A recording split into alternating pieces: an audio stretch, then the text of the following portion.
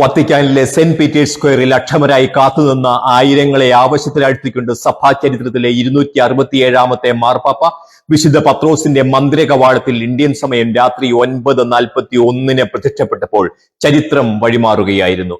ആദ്യമായി ഒരു അഗസ്റ്റീനിയൻ സന്യാസി, അതിലുപരി ആദ്യമായി ഒരു അമേരിക്കക്കാരൻ കത്തോലിക്ക സഭയുടെ അമരക്കാരനായി എത്തുന്നു.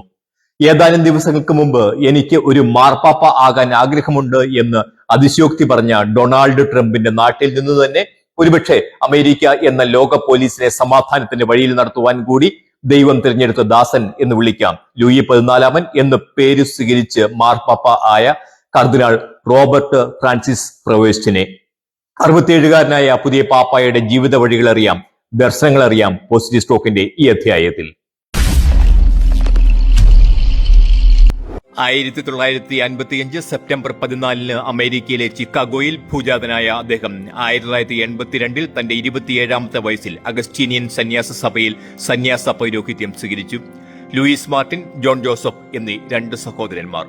അമേരിക്കൻ ഐക്യനാടുകളുടെ സുരക്ഷിതത്വത്തോട് വിട പറഞ്ഞുകൊണ്ട് ആടുകളുടെ മണമുള്ള ഈ ഇടയൻ പിന്നീട് പെറുവിന്റെ മണ്ണിൽ അജപാലന പ്രവർത്തനങ്ങൾക്കായി നീക്കിവെച്ചത് 2 പതിറ്റാണ്ടുകൾ.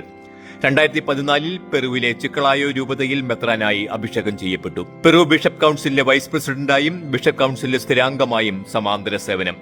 ഗണിതശാസ്ത്രത്തിൽ ബിരുദധാരിയായ പാപ്പയ്ക്ക് റോമയിലെ സെന്റ് അക്വിനാസ് യൂണിവേഴ്സിറ്റിയിൽ നിന്ന് കാനൻ നിയമത്തിൽ ഡോക്ടറേറ്റ് ബിരുദം. അഗസ്റ്റീനിയൻ സഭയിൽ ഒരു ആശ്രമശ്രേഷ്ഠന്റെ ഉത്തരവാദിത്തങ്ങളും കടമകളും എന്ന വിഷയത്തിലായിരുന്നു ഗവേഷണം.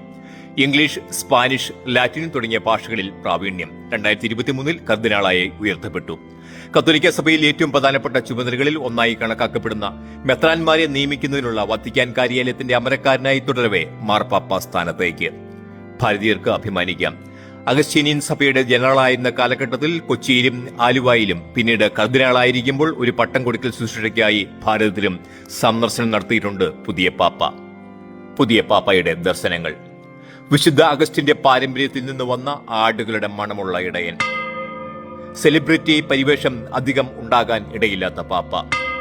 മുമ്പേ കടന്നുപോയ പാപ്പാവമാരോട് സമരസപ്പെട്ടു പോകുന്ന പാപ്പ. പല വിഷയങ്ങളിലും ഫ്രാൻസിസ് പാപ്പായുടെ നിലപാടുകാരൻ. സ്ത്രീ പൗരോഹിത്യം, ലൈംഗികത തുടങ്ങിയ കാര്യങ്ങളിൽ സഭയുടെ പരമ്പരാഗത നിലപാടുകളോട് വിധേയത്വം. ആധുനിക കാലഘട്ടത്തോട് കലഹിക്കാൻ താല്പര്യമില്ലാത്ത, സുവിശേഷം എല്ലാ കാലത്തും പ്രസക്തം എന്ന് വിശ്വസിക്കുന്ന പാപ്പ. വീണുപോയവരുടെ തിരിച്ചുവരവിനായി ക്ഷമാപൂർവം കാത്തിരിക്കുന്നയാൾ. അഗാധമായ ദൈവശാസ്ത്ര പരിവേഷം ഇല്ലാത്ത, കറയില്ലാത്ത മിഷണറി. 2 സഹസ്രാബ്ദങ്ങളായി സഭ തുടരുന്ന പാരമ്പര്യങ്ങളോട് സമരസപ്പെട്ട് ഈ പാപ്പ നമ്മെ നയിക്കട്ടെ. നന്ദി.